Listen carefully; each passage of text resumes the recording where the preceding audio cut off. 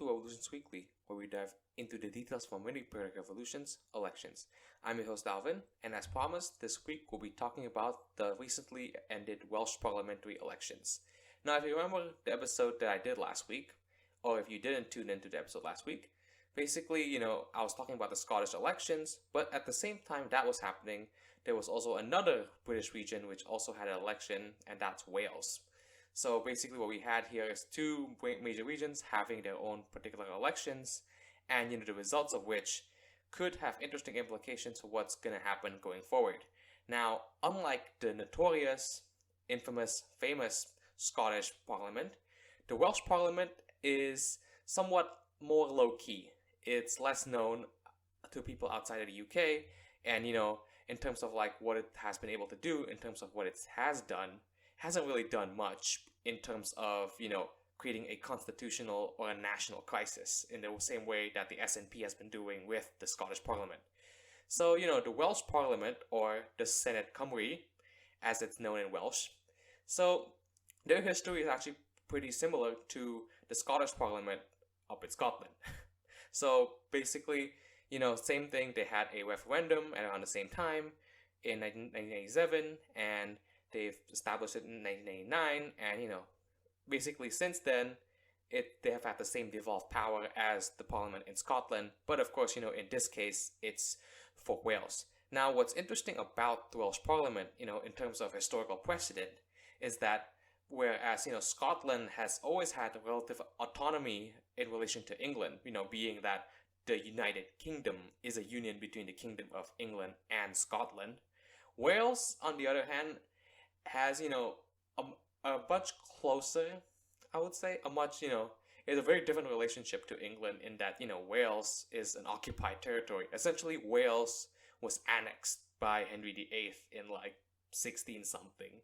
So basically, when that happened, Welsh independence wasn't stopped being a thing, and Welsh independence, or some form of independence, only ended up being a thing after the establishment of the Welsh Parliament. So what the Welsh Parliament basically did was basically end essentially 400 years of direct English occupation of Wales. So that's pretty interesting. But anyways, going back to the subject. So what does the body look like? So this body is, unicameral again, only the one parliament, and, the upper house, and it has about 60 seats. So 60 seats, and at the same time as well, it's also a mixed system like the Scottish Parliament. So, with 60 seats, of course, then you would need 31 for an absolute majority. And the way these seats are chosen is that 40 members of the Parliament will be chosen in a first-past-the-post system, and 20 members of the Senate will be chosen in a proportional representation, system with 5 electoral regions all around Wales. Now, when I just said Senate, I do not mean the Senate, the SENATE Senate. This is the Welsh way of saying it, which is SENEDD. So that's the Senate. Hence, Senate in Senate Cymru. So they're MSs from here on out. Anyways, so like I said earlier, this Parliament has power essentially over Welsh domestic policy and domestic matters. Most importantly, of course, the COVID measures that that Wales has had throughout this whole pandemic. So just, which is interesting, and that'll actually play a big factor, and I'll tell you why later on. So what does this parliament actually look like? Who forms the government and who has formed the government all these years? So basically, the current government in Wales is a Labour government. Now that's interesting because, like I said, like Labour, as I said last week, Labour has been on like this decline, nationally, all around the UK, but in Wales, they seem to be prosperous. They seem to be thriving even. So Labour has about 29 seats, and like I said earlier, you need 31 for a majority. So how they have been able to do it is the Lib Dems have 1 seat, so they rely on them for that, and there's an independent MS who also has 1 seat, so hence 31. Now the opposition, in no coalition, is the Plaid Cymru at 12.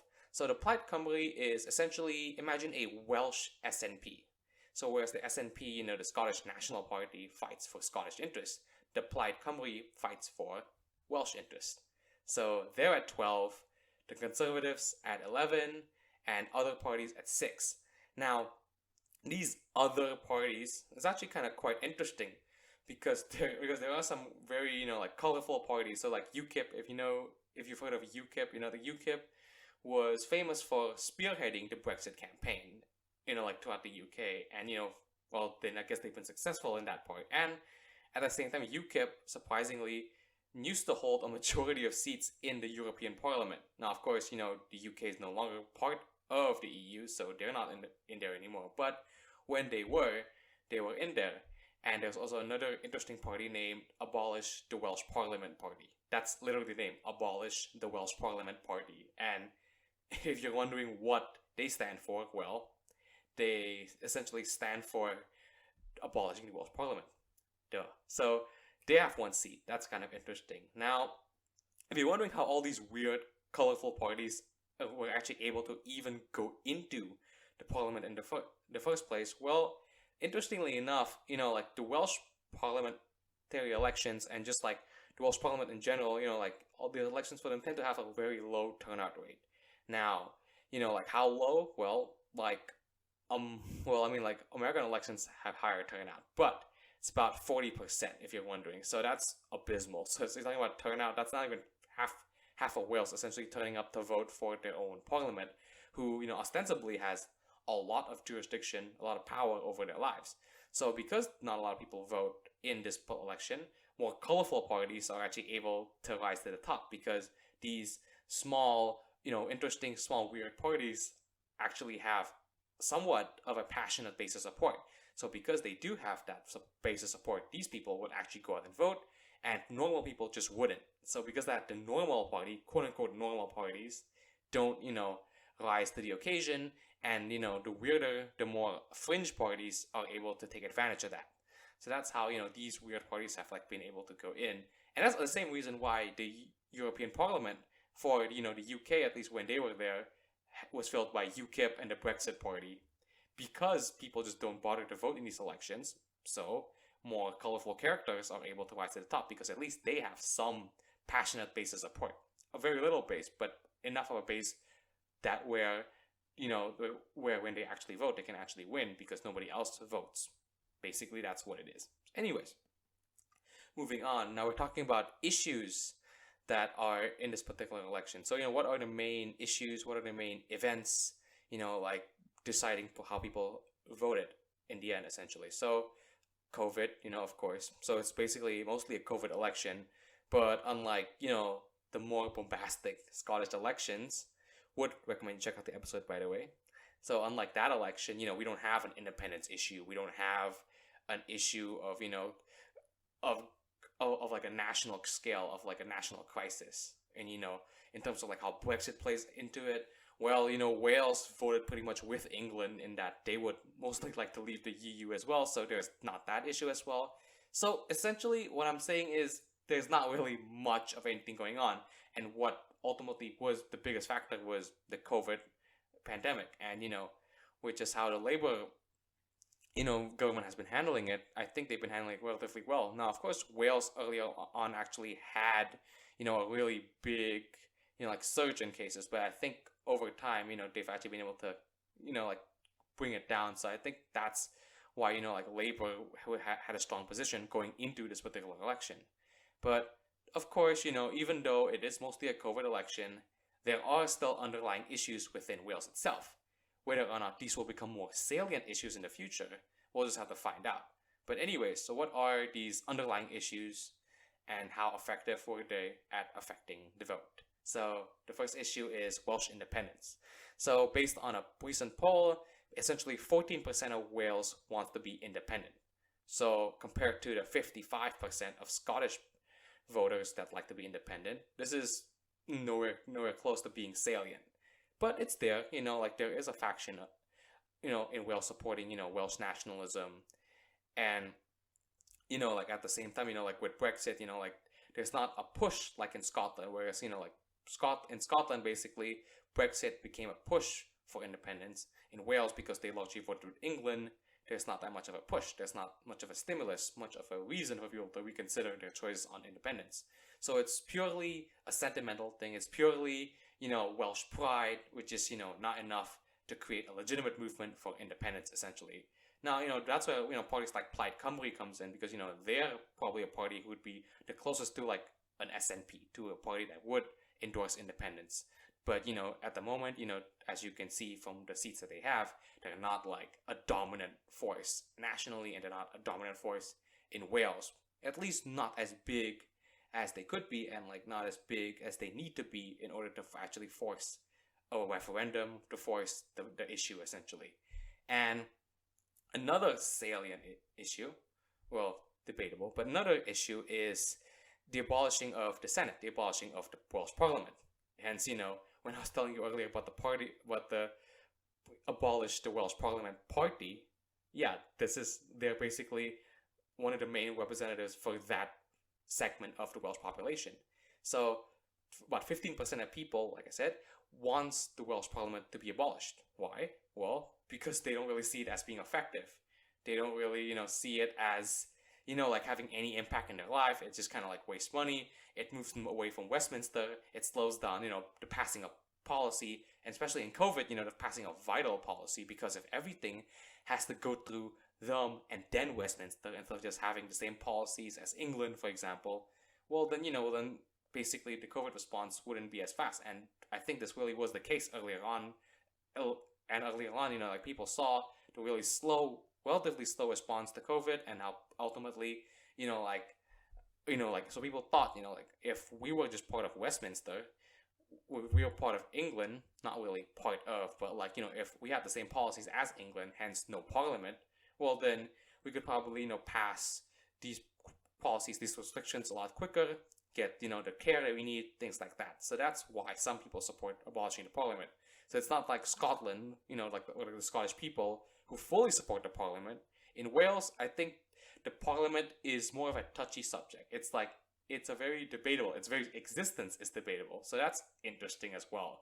And, it'll be interesting to see in the future whether or not, like more autonomy or less autonomy or no autonomy wins out. So, but, I said 14% want independence, 15% want to abolish the Senate, but, I'm leaving out a lot of people here. So what do the rest of the people want? Well, they just prefer the status quo.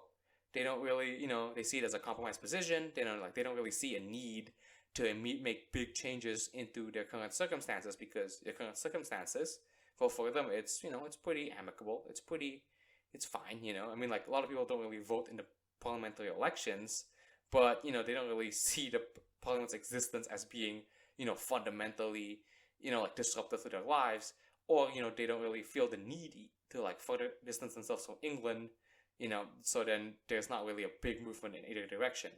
So before we go to the actual results, what are the polls? What do the polls actually say? So in the polls, like I said, with Labour, they would get the most seats, but they would lose 3 seats. So, at 26. Now, of course, I think this poll might have been taken earlier on before they actually like rebounded. But, with this poll, let's just say yes. So they'll get about 26 seats, and the Lib Dems will retain their 1 seat. So now they'll have 27. So, like when I was looking at this, I was thinking, how are they going to form the government with being 4 seats short? So, okay, then that's fine. But then we have VC Conservatives getting 14, which is, of course, increased by 3 from their 11, and Plaid Cymru, interesting, getting 17. So the polls showed actually a big, surge in conservative voters, and especially Plaid Cymru voters. So based on this, we could see, it's either an anti-incumbency factor, or it's either, maybe Welsh nationalism is beginning to become a thing.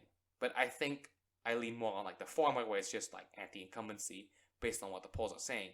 And, there's even, the polls also said that, to abolish the Welsh Assembly Party would even grow by 1 seat. So now they'll get 2 seats.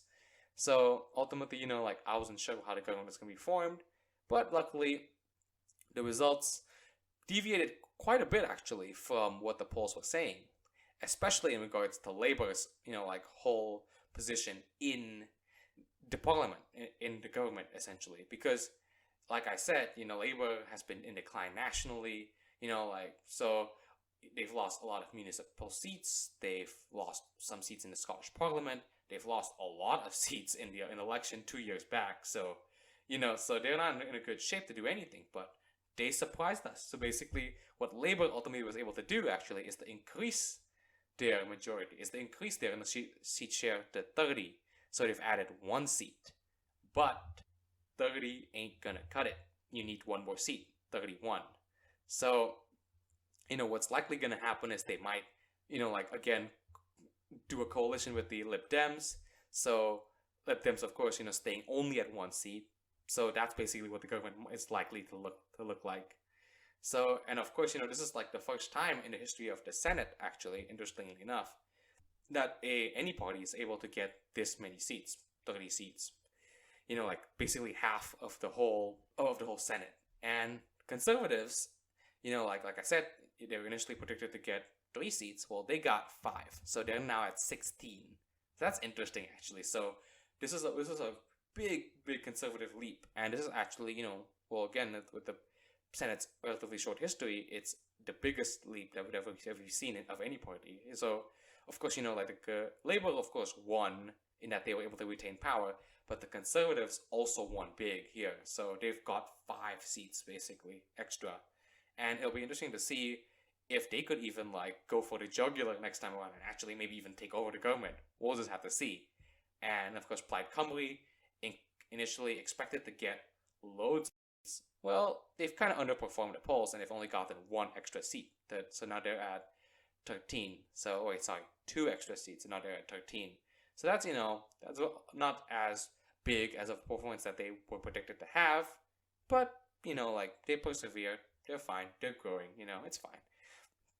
Now, what's interesting is, with all these increases, of course, besides the Lib Dems, but with all these increases, what's interesting actually is that, where are they getting these votes from? Well, it's basically essentially a rise for the mainstream parties, but a decline for all the weird fringe parties. And, when I said earlier, this is probably mostly due to, low voter turnout that fringe parties are actually able to get into the Senate. But, yeah, and I'm basically proven correct in this case because voter turnout was actually up this election, the highest it's ever been. Although the highest it's ever been is about 46%, it's still the highest it's ever been. So you see what I mean? The higher the voter turnout, the more likely these mainstream parties are likely to rise to prominence. So that's essentially what we saw here, Labour, Conservatives, Plaid Cymru, of course, in the case of Wales.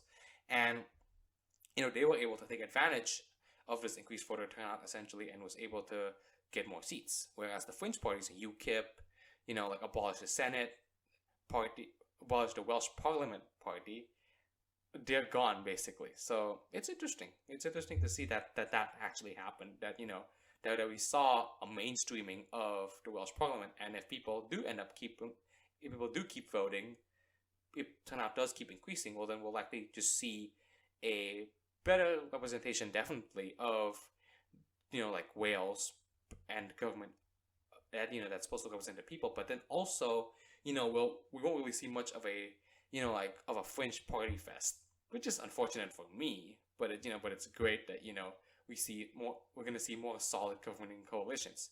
Anyways, so remember last week, if you remember last week what I said, in case of Scotland, we saw a big disparity between regional and constituency votes, but in Wales, it's actually, we don't actually see that. It's actually not the case that actually happened, because most of the parties, they've gotten pretty consistent. So if Labour got 50% of the votes that were cast, then they would more or less get the 50% of the regional vote, and just it's kind of just like that, so it's it all aligns perfectly, and so there wasn't a big gap in terms of that. And like I said, smaller parties are all out, and governing coalition would just be probably Labour and Lib Dem. So that one independent candidate, I guess, lost his or her seat. And I guess like I said, ultimately I think what really won this for Labour is not so much the National Labour Party, but it was actually their perfectly effective handling of COVID in Wales itself. So I don't have the guy's name right now, but it's basically So he was the leader of Labour in Wales, and he handled COVID really well. So, so props to him. It's like that. Basically, people voted for him, not so much for Labour nationally, because Labour nationally right now is a mess. So people voted for him and his effective handling of COVID, and so he's probably likely to return as first minister. And of course, ultimately, like with Wales, I think I definitely like to see a much higher turnout, because then, the parliament can actually do stuff. But anyways, this is a much smaller election, much less covered than the Scottish election, which has more implications, about the rest of the UK. But it's still interesting, nevertheless, to actually see what's going on over there. So anyways, now that, we have all that done, what we're going to do next week, or, 2 weeks from now, whichever one comes first, I'm not sure. So you'll have to stay tuned for that. But, don't worry, I'll definitely upload something interesting. It's going to be a really interesting year overall. So, you wouldn't want to miss that. So, so if you're on Spotify, follow the podcast. Any other podcast platforms, follow the podcast. If you're on YouTube, comment, like, and subscribe. Post a comment or two. Really helps. So, anyways, now that I've got that done, see you next week.